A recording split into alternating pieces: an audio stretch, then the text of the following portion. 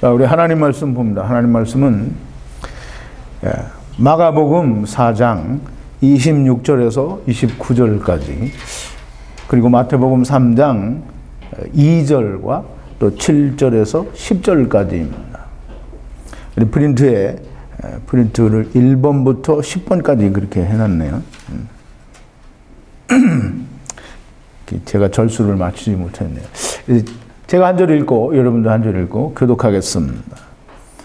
그리고 마지막 마태복음 3장 10절은 우리 함께 봉독합니다. 또 가라사대 하나님의 나라는 사람이 씨를 땅에 뿌림과 같으니 저가 밤낮 자고 깨고 하는 중에 씨가 잣나서 자라되 그 어떻게 된 것을 알지 못하느니라. 땅이 스스로 열매를 맺되 처음에는 싹이요 다음에는 이삭이요 그 다음에는 이삭의 충실한 곡식이라. 열매가 익으면 곧 낯을 대나니 추수 때가 이르렀음이니라. 회개하라 천국이 가까웠느니라 하였으니 요한이 많은 바리새인과 사두개인이 세례 베푸는 것을 보고 이르되 독사의 자식들아 누가 너희를 가리켜 임박한 진노를 피하라 하더냐. 그러므로 회개에 합당한 열매를 맺고 속으로 아브라함이 우리 조상이라고 생각지 말라. 하나님이 능히 이 돌들로도 아브라함의 자손이 되게 하시리라. 이미 도끼가 나무 뿌리에 놓였으니 좋은 열매 맺지 아니하는 나무마다 찍어 불에 던지우리라. 아멘. 우리 잠깐 기도하겠습니다. 거룩하시고 또 자비로우시며 사랑과 긍휼이 풍성하신 여호와 아버지 하나님, 감사와 찬송과 영광을 돌립니다.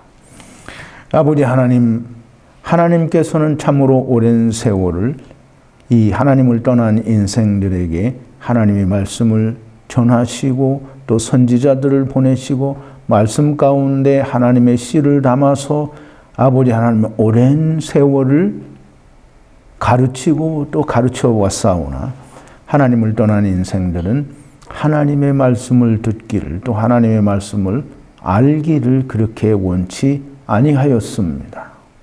아버지 하나님, 그리하여 때가 참에 예수님께서 세상에 오실 때에도 여전히 인생들은 하나님을 떠난 걸 알지 못하고 자기들의 의를 열심히 행하고 드러내고 나타내어 자기를 높이는 자들이 되었습니다.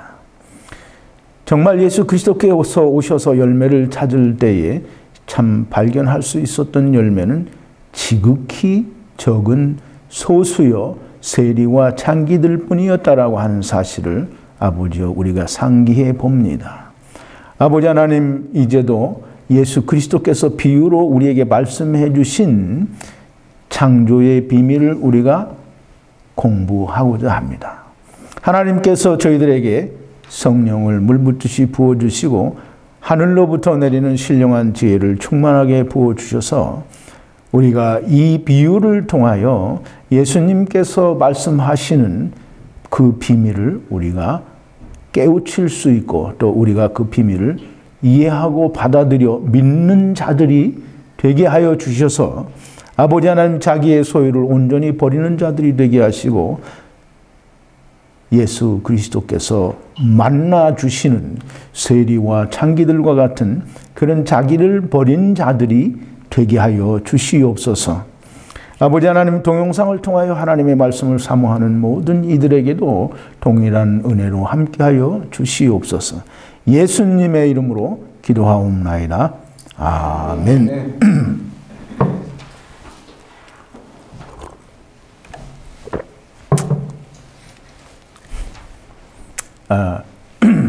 이 마가복음 이 4장 26절에서 29절까지 있는 이 씨 뿌리는 자의 비유. 마가는 이 천국은 사람이 밭에 씨를 뿌리는 것과 같다고 그랬어요. 그럼 이제 이 천국이 뭐냐면 씨를 뿌리는 것이 천국이에요. 이제 우리가 이 비유를 통해서 과연 천국은 무엇인가 하는 걸 좀 잘 깨닫는 그런 비유풀이가 되는 시간이 되었으면 좋겠습니다. 그런데 오늘 이 마가가 이야기하는 씨 뿌리는 자의 비유는 참 해석하기가 난해했었습니다. 사람이 밤중에 자고 일어나는 중에 그 열매가 어떻게 자라는지를 모르는데요. 근데 이제 사람이 씨를 뿌려놓고 그게 어떻게 되는지, 자고 일어나는 중에 어떻게 되는지 모른다라는 말은 사실 그게 있을 수 없는 얘기거든요. 더군다나 이 비유는 이제 하나님이 씨를 뿌리시는 걸 비유로 얘기를 했을 때 씨 뿌리는 자는 하나님인데 하나님이 그걸 모른다라는 말은 참 납득이 가지 않았어요.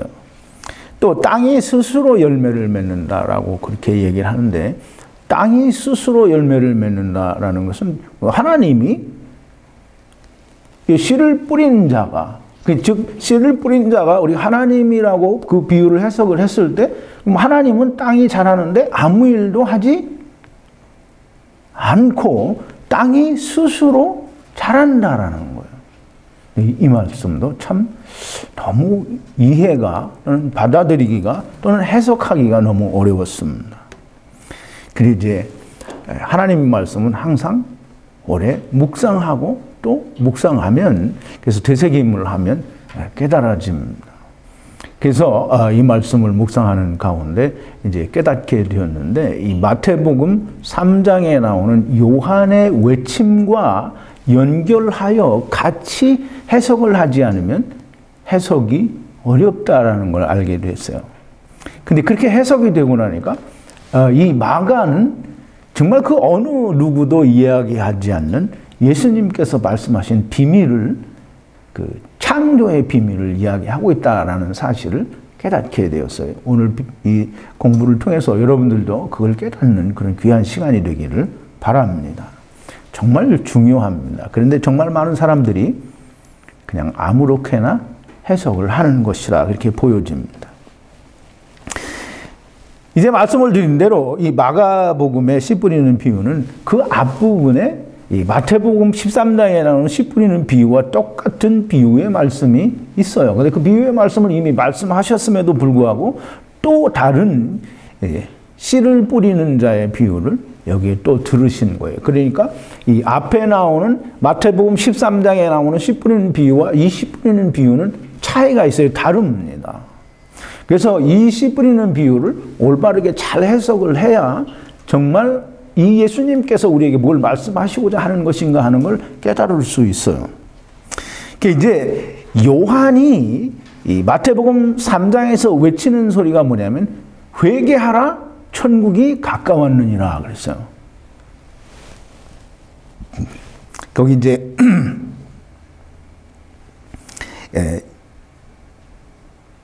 본문에 보면 1, 2, 3, 4하고 2라고 해놨는데 그게 마태복음 3장 2절이라는 뜻이에요. 회개하라, 천국이 가까웠느니라 하였으니 누가? 세례 요한이 그렇게 얘기했다는 거예요. 그러면서 이 많은 유대인들이, 즉 세리와 창기들과 이렇게 바리새인들과 서기관들이 저것들은 다 죄인들이다라고 생각하는 이런 사람들이 세례 요한에게 와서 세례를 받았어요. 많은 바리새인과 사두개인들이 세례 베푸는 데 오는 것을 보고 이르되 독사의 자식들아 누가 너희를 가르쳐 임박한 진노를 피하라 하더냐라고 세례 요한은 바리새인들과 사두개인들에게 그렇게 외쳤어요. 이 말은 뭐냐면 책망하는 거죠. 근데 세례 요한이 지금 말하는데 뭘 얘기하는 거예요? 독사의 자식들아 누가 너희를 가르쳐 임박한 진노를 피하라 하더냐 그랬어요. 지금 세례 요한이 바리새인들과 사두개인들에게 뭐가 임박했다는 거예요?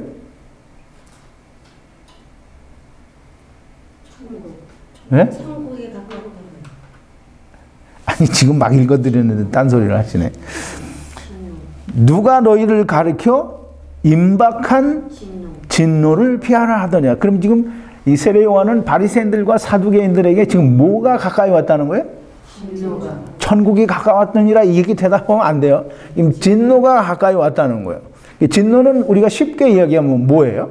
진노가 심판이라고 얘기하죠. 진노는 뭘 잘못했으니까 거기에 화를 쏟아붓는 거예요. 그럼 이건 심판을 하고 얘기할 수 있는 건데, 자 이제 이 사두개인들과 바리새인들, 더 나아가서 서기관들, 즉 유대인들에게 임박한 진노가 있다는 거예요. 진노가 가까이 와 있다는 거예요. 천국이 가까웠다라는 말은 다른 말로 진노가 가까이 왔다라는 말도 되는 거예요. 근데 그 말을 이제 어떻게 해석을 하고 어떻게 연결을 하느냐에 따라서 정확한 해석이 되는 건데, 그냥 천국이 가까웠다는 것과 진노가 임박했다라는 말은 서로 다른 거다라고 말을 하면 그렇게 다르다라고 얘기하고 싶은 분은 그렇게 얘기해도 됩니다. 그런데 사실은 같은 얘기이며 같은 어떤 책망을 바리새인들과 사두개인들에게 하고 있는 거예요. 자, 이제 왜 이 임박한 진노는 하나님의 심판이라고 할 수 있는데, 그럼 심판이 왜 바리새인들과 사두개인들에게 오느냐? 왜 진노가 임박했나? 왜 그랬을까요? 그냥 하나님이 아무 근거도 없이 그냥 밑도 끝도 없이 바리새인들과 사두개인들을 심판한다고 하면 공의의 하나님이 아니죠. 거기는 반드시 심판하시는 뭐가 있어야 돼요? 기간. 예? 기간이 있어야 된다고요? 아니, 기간이 있어야 되는 거는 이제 좀 다른 답변이고, 뭘 잘못했어요. 그러면 그냥 벌을 내리잖아요? 그럼 벌을 내릴 때 무엇을 잘못했는지 가르쳐 줘야 돼요? 안 가르쳐 줘야 돼요? 그냥 밑도 끝도 없이 엎드려 뻗쳐 그리고 막 빠따를 디리 쳐대면 그럼 맞는 놈은 뭘 잘못했는지도 모르고 맞는 거예요. 그러니까 이제 이 하나님의 진노가 와서 진노, 즉 하나님의 심판을 하시려고 하면 왜 심판하시는지를 그 이유가 있어야 되잖아요. 그렇지 않아요? 그러니까 왜 하나님이 진노하시는지 이유를 알아야 된다는 거예요. 그 이유가 있어야 돼요. 근데 그 이유가 없이 그냥 하나님이 심판하신다고 하면, 정말 하나님은 진짜 우리 한국 군대에 그 무자비한, 참 밑도 끝도 없이 사병들을 괴롭히는 선임하사하고 똑같은 그런 하나님이 되는 거예요. 분명히 이유가 있어요. 근데 그 이유가 뭐냐는 말이에요. 그 이유는 하나님께서 뭘 해보라고 했는데, 그래서 자기가 뭘 한다고 했어요, 하나님 앞에.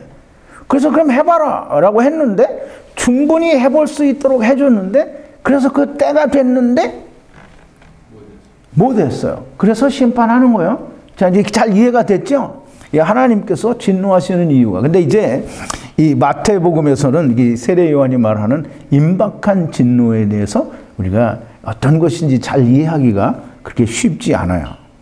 그런데 이제 보세요. 이 마가복음을 통해서 임박한 진노가 뭔지 우리가 이해할 수 있고 깨달을 수 있게 돼요. 조금 전에 말씀을 드렸어요. 하나님께 내가 하나님 없이도 뭘 좀 해보겠습니다 라고 해서 그럼 해봐 라고 했더니 때가 충분하게 지났는데 아무 열매가 없는 거예요.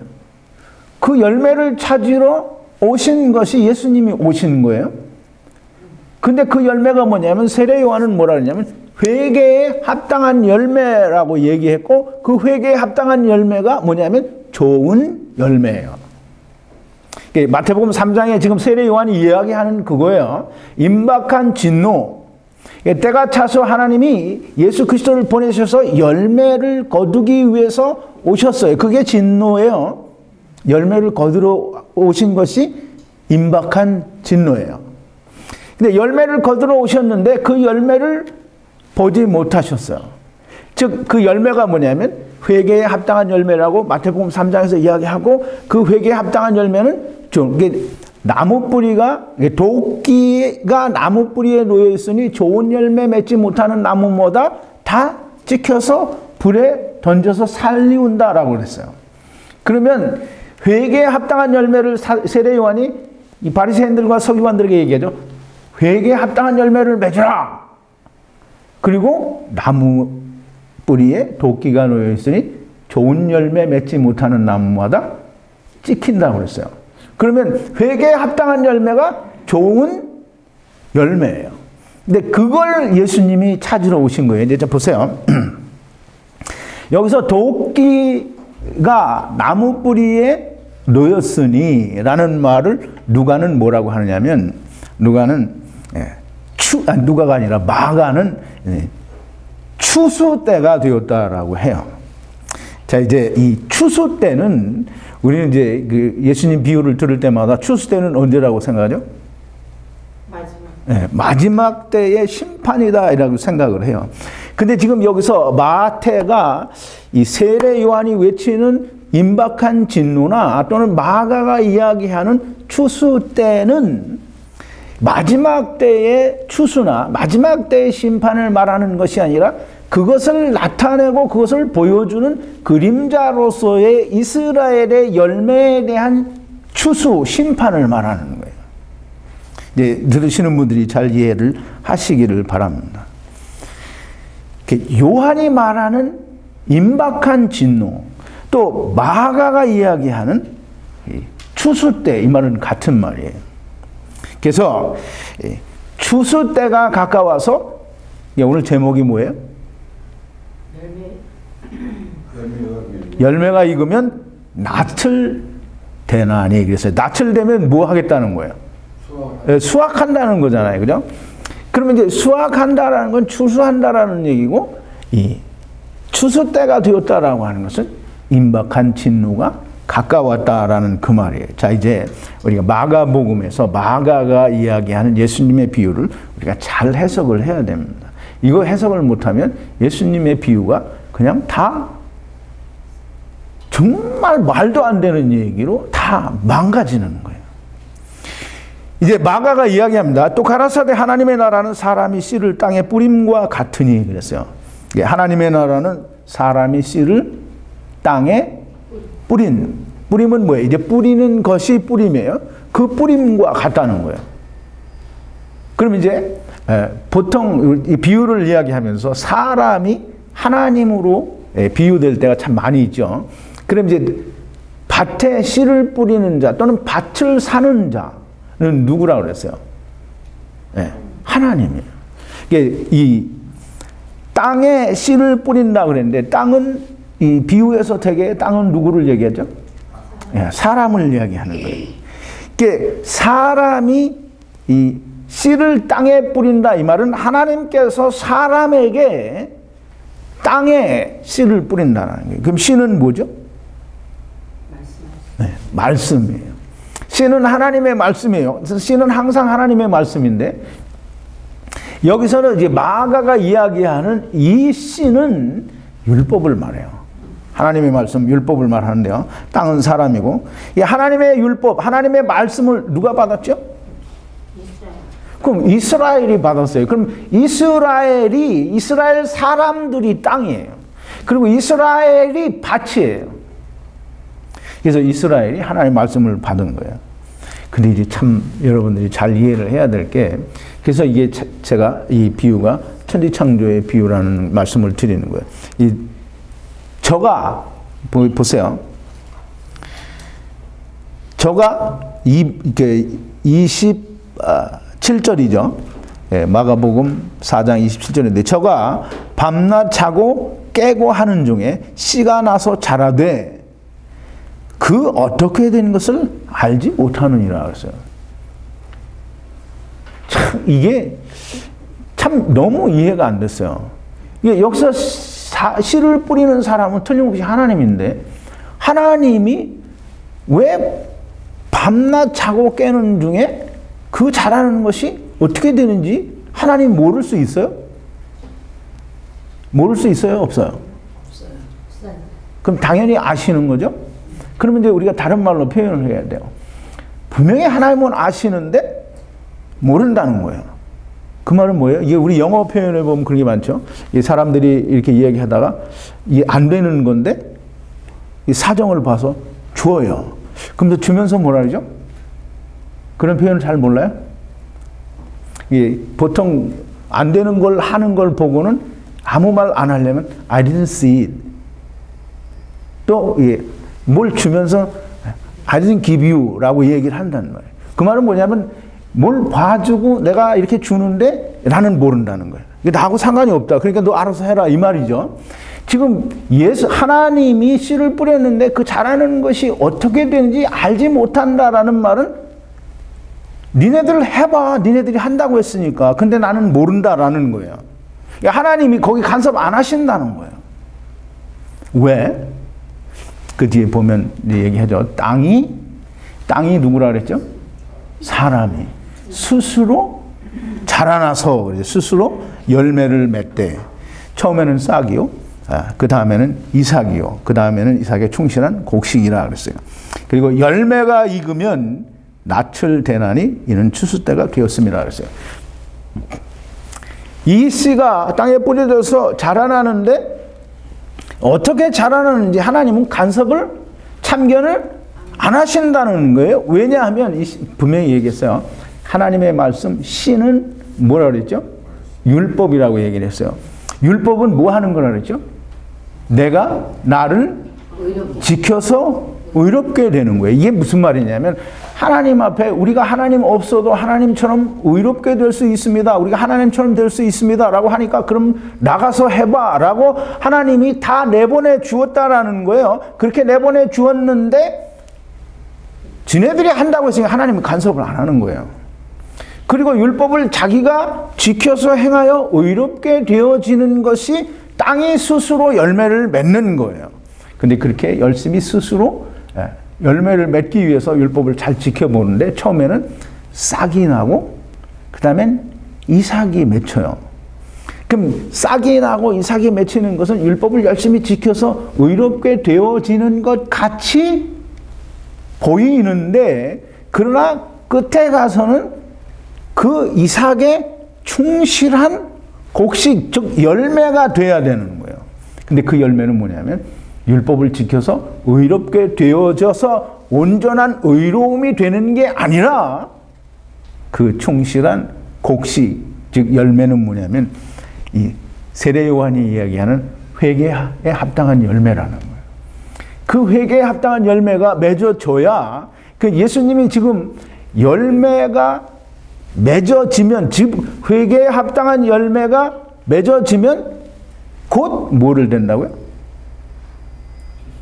이거 오늘 제목이잖아요. 추수를 하니까 뭘 돼야 돼요? 낯을 된다는 거예요. 그게 지금 예수님께서 이스라엘에 오신 것은 이스라엘에게 율법을 주시고 너희 스스로 한다고 했으니까 열심히 해보라고 하는 것을 이스라엘을 통해서 천하 만민에게 세상에게 말씀하시는 것이고 이스라엘은 그걸 열심히 해봤는데 이제 그 해본 것을 따라서 자기들이 할 수 없다는 것을 알았어야만 된다는 거예요. 그래서 이제 비용의 예산에서 우리 공부를 했죠. 망대를 세우고자 하면 자기가 가진 것으로 망대를 세울 수 있는지 없는지 예산을 해보지 않겠느냐. 또 전쟁을 하려는 사람은 자기에게 오는 2만을 가진 임금이 자기는 10,000명밖에 없는데 싸워서 이길 수 없는지 있는지 헤아려 보지 않겠느냐. 그래서 할 수 없으면 어떻게 한다? 포기해야 된다는 거예요. 그러니까 예수님이 비용을 망대를 세우려는 자와 전쟁을 하려는 임금의 비유를 들은 것은 니네들이 지금 율법을 가지고 의로워질 수 있는지 없는지 헤아려 볼 만큼 충분한 시간을 주었으니까 이제 너희는 그것을 다 포기하고 버려서 즉 자기의 소유를 다 버려야 인자를 따라올 수 있다라는 얘기를 하신 거예요. 지금 여기 같은 얘기를 하는 거예요. 이제 율법을 주셔서 이스라엘이 자기 스스로 열매를 맺기 위하여 백방으로 노력을 해봤으나 할 수 없다는 것을 깨닫는 것이 회개에 합당한 열매요. 그것이 하나님께서 기다리시던 열매인 거예요. 그게 좋은 열매인 거예요. 자, 이제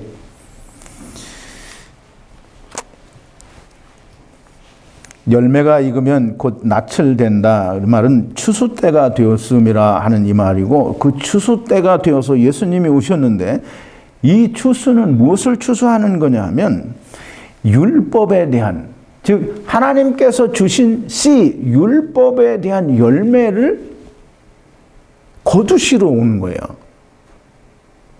율법에 대한 열매가 뭐냐면, 우리 갈라디아서 3장 22절에 보니까 보세요. 강해 관련 선구 1번인데요.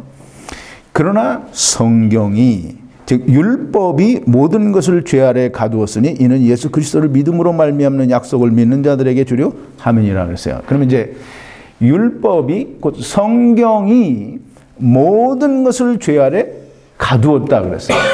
그럼 이제 죄 아래 가두었다라는 건 이제 무슨 말이에요? 그게 무슨 말이에요? 네? 그 안에 있다. 그러니까 이제 그 안에 있는데, 네. 죄 아래 갇혔다라는 것은 율법 아래에 갇혀 있지 않은 사람이 없어요. 사실은 다 모든 사람이 율법 아래, 이제 율법은 그 세상을 말하고 애굽을 말하고 이 넓게는 이 세상을 말하는 거예요. 그러면 이 세상에 갇혀 있지 않는 사람이 누가 있어요? 없어요. 그러면 이제 율법이 모든 것을 죄 아래 가뒀다라는 말은 온 세상이 다 죄라는 거예요. 하나님을 떠난 자들이라는 거예요. 그 이제 보세요. 율법이 죄 아래 가두었다. 그럼 이제 우리가 이스라엘이 이 씨로 말미암아 이 하나님께서 뿌려주신 그 씨, 즉 율법, 하나님의 말씀을 통해서 자기들이 죄가 있는 것을 깨닫는 것이 회개에 합당한 열매예요. 근데 이제 보세요. 회개에 합당한 열매를 맺지 못하고 사람들은 다 자기가 의로 가지고 있어요. 자, 이제 모든 것을 죄 아래 가두었으니까 어떻게 그 결과가 나와야 되냐면, 이제 사도 바울이 로마서 3장 19절 20절에서 율법 아래에 있는 자들은 이제 어떻게 돼야 된다라고 하는 것을 설명해요. 보세요. 2번인데요. 우리가 알거니와 무릇 율법이 말하는 바는 율법 아래에 있는 자들에게 말하는 것이니 이는 모든 입을 막고 온 세상으로 하나님의 심판 아래 있게 하려 함이니라. 그러므로 율법의 행위로는 그 앞에 의롭다 하심을 얻을 육체가 없나니 율법으로는 죄를 깨달음이니라 그랬어요. 그러니까 이제 이 말은 무슨 말이냐면, 우리는 반나 읽으면서도 잘 이해를 못하는데, 분명히 성경은 이 성경의 전체적인 흐름과 하나님의 뜻에 부합해서 또 연결하여 해석을 해야 분명한 해석이 돼요. 이 율법을 하나님께서 이스라엘에게 주신 것은 율법 아래에 있는 자들에게 하는 말이에요. 그럼 율법 아래에 있다라고 하는 말은 이스라엘만을 두고 하는 얘기가 아니라 율법 자체는 뭐냐면 내가 하나님 없이도 의롭게 되보겠습니다라고 한 자들을 말하는 거예요. 그러면 이스라엘만 그런 게 아니고 온 세상 사람들이 다 하나님을 떠나왔는데, 하나님을 왜 떠났냐면 하나님 없이도 내가 의롭게 될 수 있다라고 하나님을 떠났다라는 거예요. 그게 이스라엘을 통해서 천하만민에게 이야기하는 것이고, 그렇게 해서 모든 사람들이 다 자기 스스로 자기가 바라는 하나님을 찾는 거예요.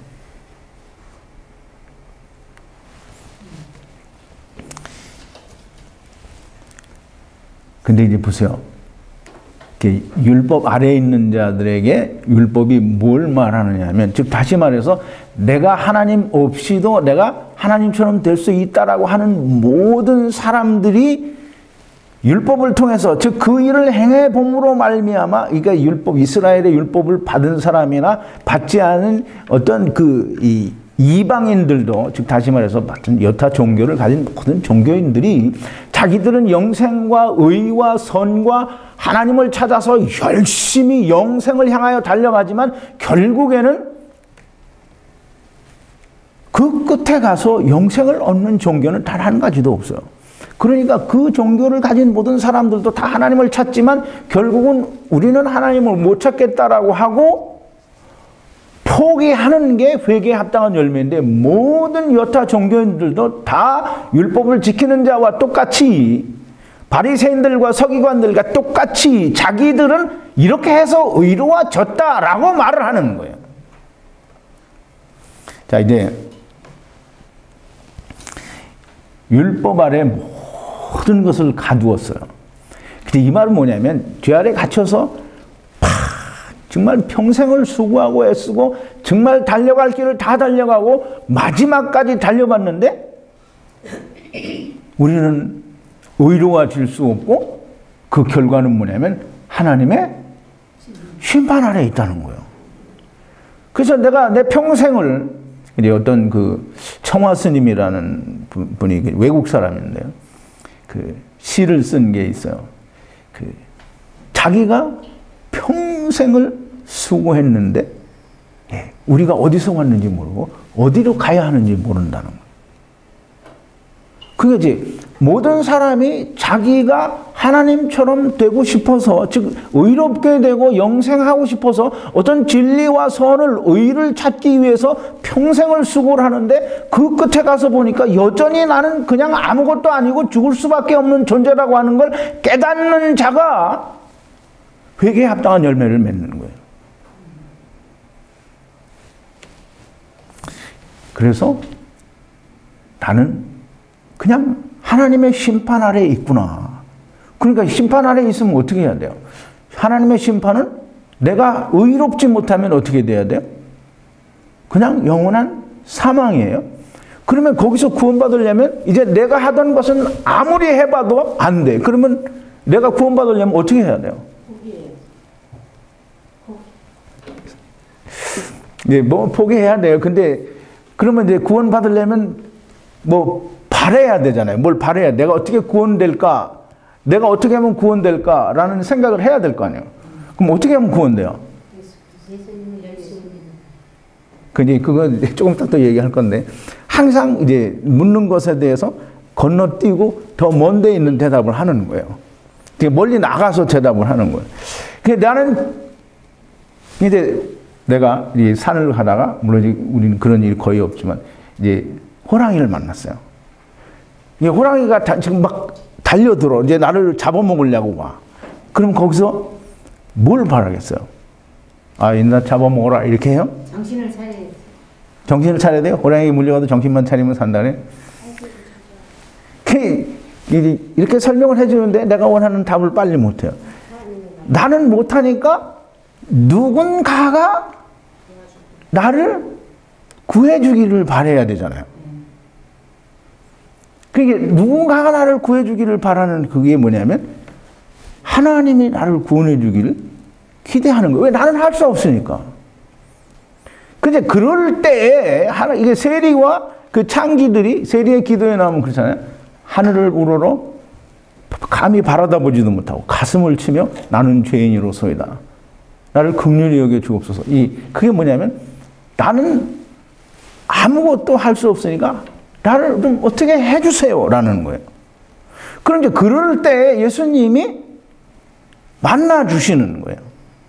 그러니까 이제 이 싹이 나고 이삭이 맺혀서 그 이삭에 충실한 곡식이 되었다라는, 즉 열매가 되었다. 지금 세례 요한이 말하는 회개에 합당한 열매, 좋은 열매라는 건 바로 그걸 말하는 거예요. 내가 율법에 의해서 내가 아무리 열심히 의롭게 되려고 노력을 해봤는데 이거는 하나님 앞에 심판받을 수밖에 없다라는 결과를 낳으니까 그 다음엔 내가 할 수 있는 게 아무것도 없는 거예요. 할 수 없는데 자꾸 하면 힘만 빠지는 거죠. 그러니까 기대하는 게 뭐냐면 누군가가 나를 좀 구해줬으면. 이제 그럴 때 예수님이 그 사람을 만나주는 거예요. 자, 이제 그것을 예수님께서 오셔서 세리와 창기들은 그걸 깨달았고, 그래서 누군가가, 즉 이스라엘은 누군가가라고 하지 않죠. 이스라엘은 자기들은 죄인이니까, 즉 세리와 창기들은 누군가가 자기를 구원해 주기를 바라는 게 아니고 누가 자기를 구원해 주기를 바라요? 예수. 하나님. 하나님이 자기를 구원해 주기를 바라니까 하나님이 우리를 긍휼히 여겨 주옵소서라고 하니까 이미 누가 왔어요? 예수님이 이미 왔어요. 그래서 이 예수님이 이 세리와 창기들을 만나주고, 이 창기와 세리들이 바리새인들과 서기관들보다 또는 이 사두개인들보다 먼저 하나님의 나라에 들어간다라고 얘기를 하시는 거예요. 자, 이제 이 예수님은 그 추수, 나철대로, 즉 회개에 합당한 열매를 거두시기 위해서 세상에 오신 거예요. 이스라엘에 오셨단 말이에요. 이스라엘에 오셨다라고 하는 것은 이스라엘에서 열매를 찾기 위해서 오셨어요. 그게 예수님이 처음 오신 것이고, 이스라엘에 오신 것은 이스라엘의 열매를 찾기 위해서, 추수하기 위해서 세상에 이스라엘에 오신 거예요. 그래서 예수님은 무화과나무를 보고 저주를 하셨어요. 보세요. 누가복음 13장 6절부터 9절인데요. 3번이에요.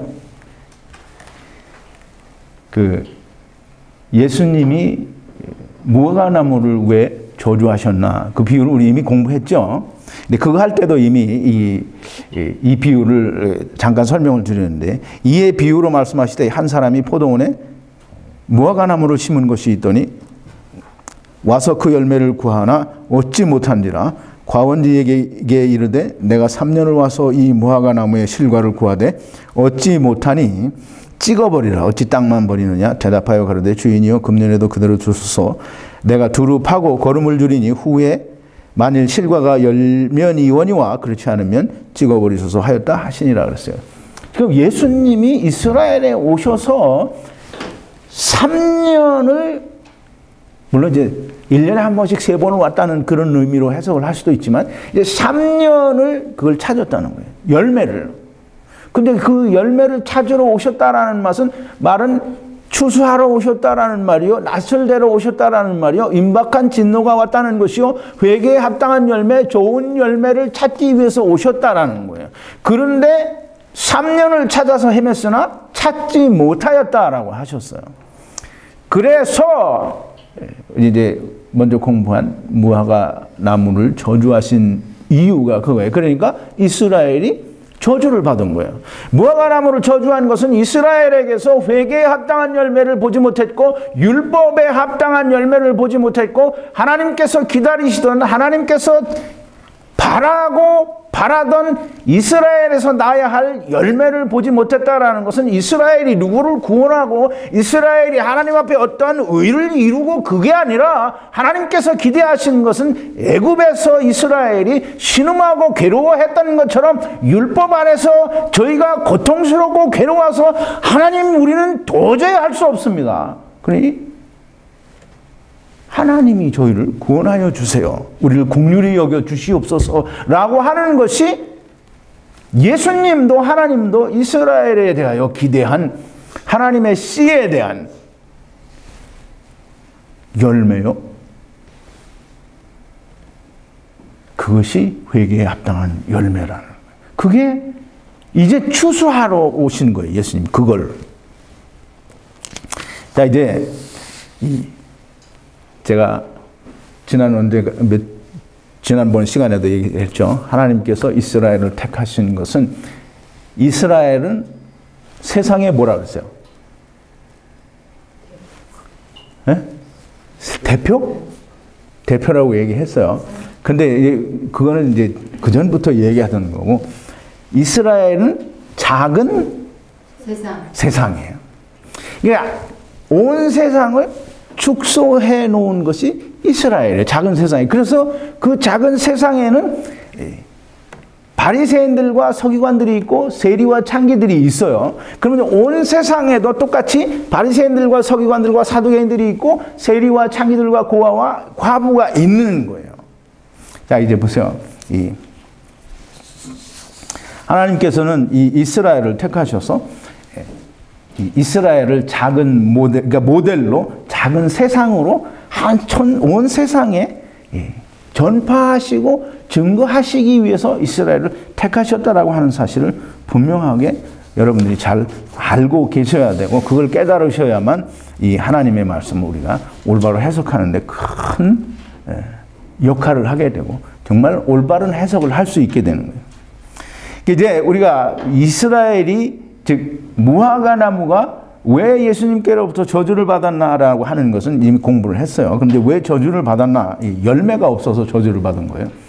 분명히 예수님이 성 안으로 들어가실 때 무화과 나무를 봐서 잎이 무성한 것을 보았는데 거기는 열매가 없었어요.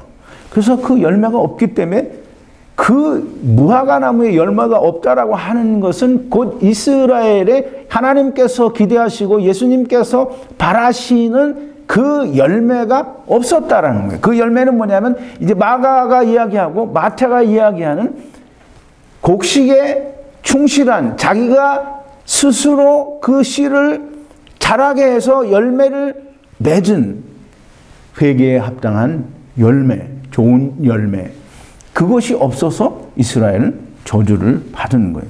이제 그러니까 율법은 우리가 항상 하는 얘기지만 율법을 우리는 하나님이 주셨으니까 우리가 그냥 지켜야 된다라고 말하면 그건 자기 책임을 회피하는 거예요. 율법을 주신 것은 우리가 하나님 없어도 하나님처럼 될 수 있습니다라는 사단의 미혹에 빠져서 세상에 하나님을 떠나왔어요. 그러니까 자기가 그걸 해야 돼. 근데 그걸 하는 게 아니고 율법을 우리가 주셨으니까 우리는 마땅히 지켜야 됩니다라고 하면 자기가 하나님을 떠난 이유를 부정하는 거예요. 그건 완전 사기꾼 되는 거예요. 율법을 지키는 것은 하나님 없이 내가 지켜서 의로워지려고 하는 그것을 해보는 거예요. 그래서 그걸 해보는데 안 돼요. 그걸 자꾸 내가 되어가고 있으면 그러면 바리새인들과 서기관들이 되는 거예요. 자기를 높이는 자가 되는 거예요. 지금 조금 전에도 제가 설명을 드렸지만 그 망대를 세우려는 자와 전쟁을 하려는 자는 이라는 그런 제목으로 우리가 비용을 예산하는 그 비유를 우리가 공부를 했어요. 그럼 이제 때가 충분히 차서 예수님이 공연히 열매를 거두러 오셨겠어요? 예수님이 공연히 추수하러 오셨겠느냐고요. 예수님이 니네들 이거 해봐. 그리고 한 달도 안 돼갖고 지금 추수하러 오신 거예요? 이제 정신 차리세요. 조시지 마시고. 예수님이 추수하러 오셨다라고 하는 것은 때가 찼다는 거예요. 충분한 시간을 줬다는 거예요. 그러니까 열매 맺을 만한 때가 되었기 때문에 예수님이 오신 거지. 아, 이거 해보라고 주워놓고서는 뭐 한 3년 또는 4년 만에 온 게 아니에요. 오랜 세월을 이스라엘에게 해보라고 했어요. 계속 해보라고 하는 거예요. 세상 인간들에게도 너희가 하나님 없이 너희가 의로워진다고 했으니까 그걸 해보라. 선을 찾아보라. 생명을 찾아보라. 하나님을 찾아보라는 거예요. 그래서 찾아보니까 다 지네들 멋대로 뭐 힌두교도 몬종교도 다 자기들이 만들었는데 거긴 하나님이 없는 거예요. 자, 이제 분명히 제가 비용을 이게 망대를 세우려는 자와 전쟁을 하려는 자에 비유해서 말씀을 드렸어요. 누가복음 14장 33절에 보면 5번인데요. 망대를 세우려는 자와 전쟁을 하려는 임금처럼 자기가 전쟁을 해서 이길 것 같지 않고 망대를 자기가 가진 걸로 온전히 세울 수 없으면 그것을 계획을 온전히 다 포기하고 자기가 하려고 했던 걸 다 버려야 되는 그것처럼 너희가 너희의 모든 소유, 즉 내가 나를 지켜서 의롭게 되려고 하는 그것을 버리지 아니하면 예수님을 따라올 수 없다라는 거예요.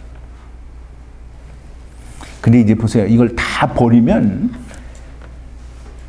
의롭게 되는 걸 하나님이 해주신다라고 분명히 로마서에서 말씀을 하잖아요. 우리 잘 아는 대로 항상 하는 얘기죠. 로마서 8장 3절 4절이에요.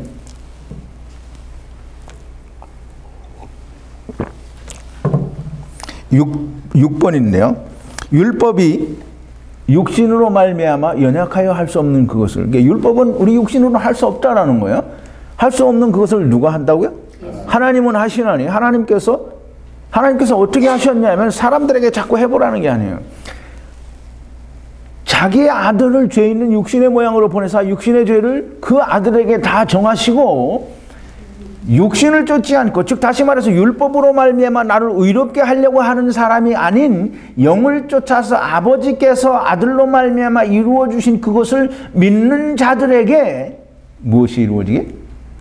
율법의 요구가 이루어지게. 그럼 이제 보세요. 내가 이루려고 하는 율법을 다 버리면 하나님께서 해주신다는 거예요. 그러니까 니네들이 다 버릴 수 있게 해줬어요. 그래서 이룰 수 있게 해주었단 말이에요. 그런데 하나님 해주는 거 필요 없으니까 내가 하겠다라고 하는 그것이 율법을 지키는 자들이라고 하는 거예요. 자, 이제 모든 예수 믿는다는 사람들이 다 이 예수님이 나를 찾아왔다라는 사람보다는 내가 예수 믿어서 나는 이제 구원받았다라고 하는 사람들이 훨씬 더 많을 거예요. 근데 예수님이 찾아와서 나를 만나 주셨다라는 것도 이게 사실 좀 의심 가는 게 뭐냐면 예수님이 말씀으로 나한테 찾아오지 않고 무슨 환상으로 찾아와요. 그럼 예수님 만난 게 아니에요. 그러니까 많은 사람들이 다 자기가 예수를 믿어서 나는 이제 예수 믿으니까 구원받았다라고 그렇게 생각하고 그렇게 말해요. 그런데 이제 구원은 예수님이 하시는 것이고 하나님께서 해주시는 거다라고 말은 그렇게 해요. 그죠? 예수 믿는 사람들 중에 내가 구원을 이루었습니다. 나 스스로 구원했습니다. 이런 사람이 있어요, 없어요? 없어요. 그 이제 구원은 하나님이 해주시는 거다라고 하죠. 네. 예수 그리스도는 믿음으로 하는 거다라고 얘기를 해요. 그렇게 말을 하면서도 여전히 뭐냐면 내가 예수를 믿는다는 거예요. 굉장히 중요한 얘기인데요. 예수님이 또는 하나님이 죄인들을 구원하시는 것은 내가 믿어서 구원받는 게 아니에요. 내가 믿어서 구원받는 게 아니고, 자, 이제 보세요. 예를 들어서, 참, 여러분들이 듣기에, 그렇다라고 생각하는 그런 좋은 예가 될는지 그건 잘 모르겠어요. 근데 아마 좋은 예가 되리라고 생각을 해요. 어떤 사람이 바다에 빠졌어요. 수영을 못 해. 물속에 여러 번 꼬르락 들락날락 그래. 근데 그걸 본 사람이 있어요. 그럼 그 사람을 구해야 안 구해요? 그 사람은 구해 주어야 돼요. 근데 어떤 사람이 바다에 빠졌는데 이 사람은 뭐 수영을 너무 잘하는 거야. 그냥 이제 뭐 평영도 하고 자유형도 하고 그리고 이제 이 뒤로 누워서 하는 자유형도 하고 뭐 하여간 뭐 버터플라이도 하고 못하는 수영이 없어. 그리고 이 사람은 심지어 수영을 막 몇 시간씩 해. 근데 그 옆에 물에 빠져서 허덕이는 사람이 있어요. 누구 구해요? 물에 빠져서 허덕이는 사람 먼저 구하잖아요. 그죠? 그 사람 구원받는 거예요. 그냥 수영 잘해서 나는 이렇게 나 살 수 있어 라고 하는 사람은 하나님이 돌보지 않는 거예요. 거긴 돌아보지 않아요. 이게 자기의 의를 지키는 사람, 즉 다시 말해서 내가 나를 지켜서 나는 의롭다고 여기는 서기관들과 바리새인들은 정말 수영을 잘하는 사람인 거예요. 근데 그 사람은 구조자가 갔을 때 그 사람은 2차 순위예요. 먼저 구함을 받아야 되는 사람은 뭐냐면 바다에 빠져서 수영을 할 줄 몰라가지고 정말 어떻게 나와야 될지 모르고 물속에 막 수십 번 맞으면 죽을는지도 모르겠는데 그냥 들락날락 꼬르락꼬르락 곧 죽을 것 같은 사람을 먼저 구하는 거예요. 그 사람이 세리와 창기들이요 과부와 고아들인 거예요. 이 사람이 예수님을 만나는 거예요. 근데 오늘날 거의 모든 예수 믿는 사람들이 수영을 너무 잘하는 사람들이에요. 이 사람은 예수님을 만나지 않았는데 자기가 빛이 되고 예수님을 만나지 않는데 자기가 예수님을 만났다라고 하는 거예요. 그래서 이제 그런 얘기를 하는 거예요. 성경에 보면 예수님이 그런 얘기 하시죠. 마태복음 7장 23절에도 보면 나더러 주여 주여 하는 자마다 다 천국에 들어갈 것이 아니오. 그러죠. 얘기하죠. 그래서 23절에서 뭐라 해요? 나는 너희를 도무지 모르는 거야. 예수 이름으로 선지자 노릇하고 귀신도 쫓아내고 큰 권능도 행했는데 나는 너를 도무지 모른다는 거야. 그게 이제 나는 예수님을 잘 아는데 예수님이 나를 몰라. 그러면 그게 무슨 소용이 있느냐고요. 내가 예수님을 믿어서 내가 예수님을 잘 안다고 하더라도 예수님이 나를 모르면 아무짝에도 쓸모가 없는 거예요. 세리와 창기들과 과부와 고아들은 예수님이 무조건 알아요. 왜? 저들은 허덕거리는 사람들이기 때문에. 물에 빠져서 구조가 아니면 구해짐을 받을 수 없는 사람이기 때문에 예수님이 만나주셨어요. 그들은 다 구원받은 거예요. 그런데 자기가 열심히 수영 잘하고 모든 것을 다 잘해서 항상 나는 누가 도와주지 않아도 내가 의로울 수 있다라고 하는 이 사람들은 바리새인들과 서기관들이요 사두개인들이요. 율법을 지켜서 의롭게 되겠다고 하는 사람들. 이 사람들은 자기가 열심히 하는 거지 예수님을 만난 사람이 절대 아닌 거예요. 이따가 오후에는 산 위의 동네가 숨기우지 못할 것이요 라는 그런 주제로 우리가 또 비유를 공부를 할 건데요. 예수님을 만나지 못한 사람들이 예수님을 만났다라고 이야기한 그것이 자기는 빛이 아닌데 빛이라고 하는 거예요. 그래서 이제 제가 말씀을 드리면 무슨 질문을 하면 바로 그 다음 걸 답을 해야 되는데 건너뛰어서 이 뒤에 걸 답을 하면 이 맞는 답이 아닌 거예요. 그 사람들이 그렇게 얘기를 하는 거예요. 내가 예수 믿는다. 그러니까 난 교회 나가니까 내가 빛이다. 자기는 빛이 아니에요. 예수님 만난 적도 없는데 빛이라는 거예요. 우리가 빛이 될 수 있는 유일한 한 길은 뭐예요?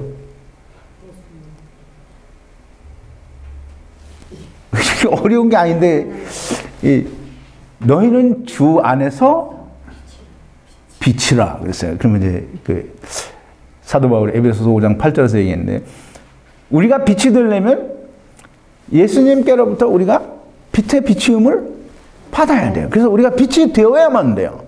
그렇지 않으면 우리가 빛을 비출 수가 없어요. 근데 예수님 만나지 않았는데 자기가 빛이라는 거예요. 자, 이제 예수님을 만나야 되는데 내가 만나는 예수님은 예수님을 만나는 게 아니라 나는 허덕거리고 나는 도저히 할 수 없어서 정말 버둥거릴 때에 구조자가 오는 그분이 예수님이요. 내가 예수님이 나를 만나주는 거예요. 그냥 그 사람이 예수님을 만난 사람이지. 내가 열심히 해서 내가 예수 잘 믿고 교회 생활 잘하고 내가 모든 걸 다 열심히 해서 내가 이만하면 거룩한 삶을, 이만하면 내가 성화된 삶을, 이만하면 내가 정결한 삶을 살고 있어서 모든 사람들에게 모범이 되지 않겠느냐라고 하는 사람은 예수님을 만난 사람이 절대로 아닌 거예요. 자, 이제 내가 할 수, 이게 사람들이 내가 뭘 할 수 없다라는 걸 알아서 내가 포기를 해요. 그러면 내가 포기를 했으면 다시 그 방법을 쓰면 돼요, 안 돼요? 근데 이제 사람들이 나는 할 수 없다라는 걸 깨닫거나 그래서 자기가 하려고 하는 걸 포기하지 않았기 때문에 자꾸 하려고 하는 거예요. 그러니까 예수님을 만난 적이 없는데 예수님을 만났다고 하고는 빛이 되니까 자꾸 자기 걸 포기하지 않은 상태에서 예수님을 만나니까 자꾸 자기가 하는 걸 예수님 믿는 데다가 보태려고 하는 거예요. 이제 무슨 말인지 이해합니까? 예. 자, 이제 포기, 즉 회개에 합당한 열매, 좋은 열매, 즉 하나님 앞에서 율법으로, 즉 내가 나를 지켜서 의롭게 되는 일은 절대 있을 수 없고 나는 그거 할 수 없으니까 하나님이 나를 구원해 주시기를 바라는 그 바람을 가진 것이, 즉 다시 말해서 나는 할 수 없으니까 나는 사망이요 나는 죽음뿐이다라고 엎드러져 가만히 있는, 그래서 하나님이 구원해 주시기를 기다리는 그게 회개에 합당한 열매예요. 예수님은 그거 찾으러 오신 거예요. 예수님은 그거 수확하러 오신 게 이스라엘의 열매를 거두시기 위해서 오셨고 추수하기 위해서 오셨고 무화과 나무의 열매를 바라고 오신 거예요. 근데 그게 없어서 무화과 나무는 저주를 받은 거예요. 이렇게 물에 빠져서 허덕이는, 자기 스스로 의로워지려고 해봤으나 절대 그렇게 될 수 없다라고 허덕거리는, 구원의 길이 무엇인지 몰라서 정말 허덕거리는 사람들에게 예수님이 그 사람에게 오신다라는 말씀을 드렸어요. 자, 이제 우리 갈라디아서 3장 22절인데요.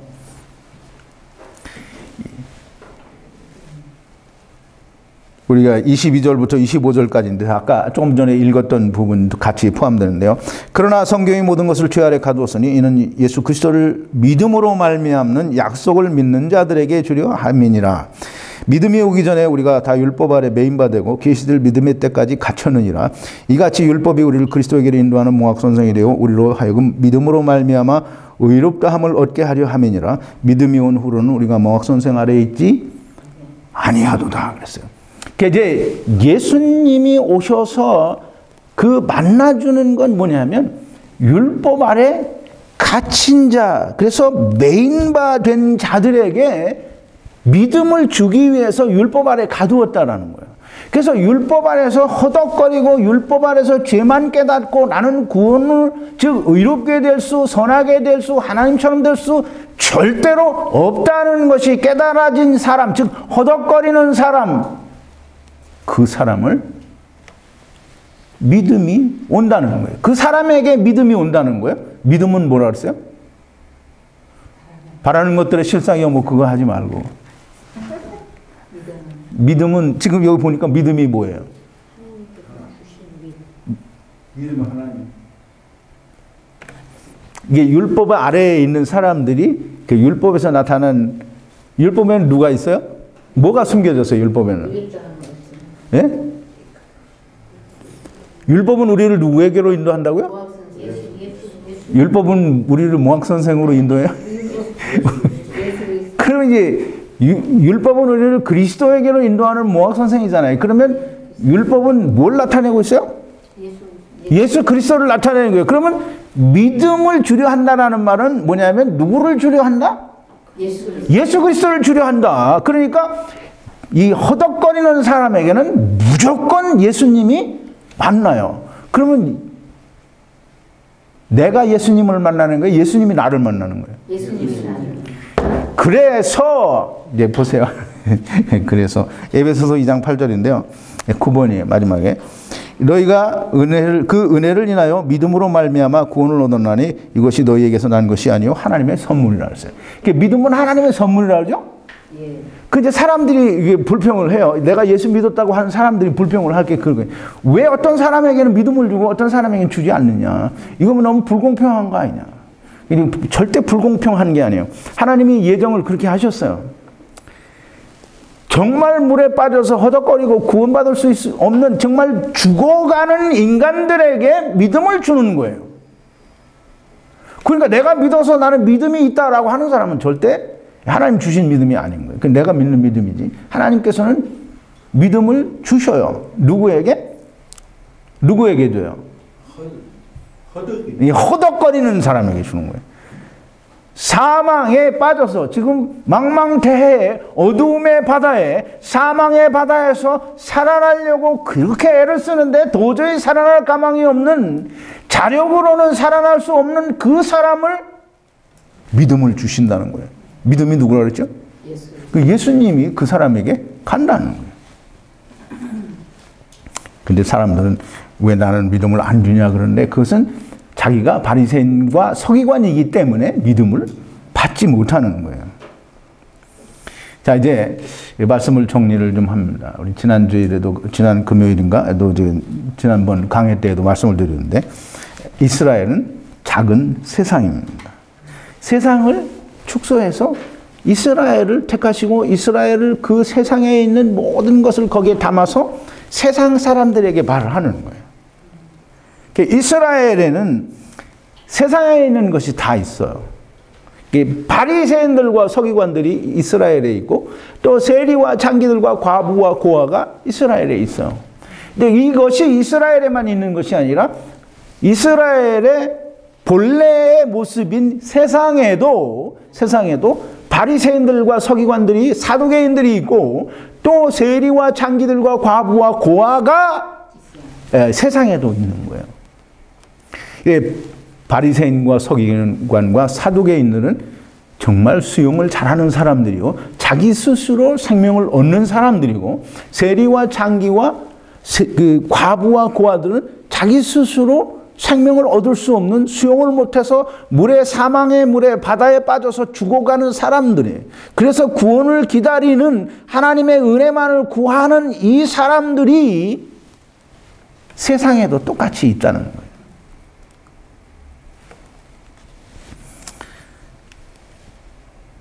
이스라엘이 하나님께 택함을 받은 모델이다. 작은 세상이다. 하나님께서는 천하 만민을 위하여 이스라엘을 택하셨다라고 하는 이 놀라운 비밀을 여러분들이 이해를 못하면 성경을 제대로 이해할 수 없는 겁니다.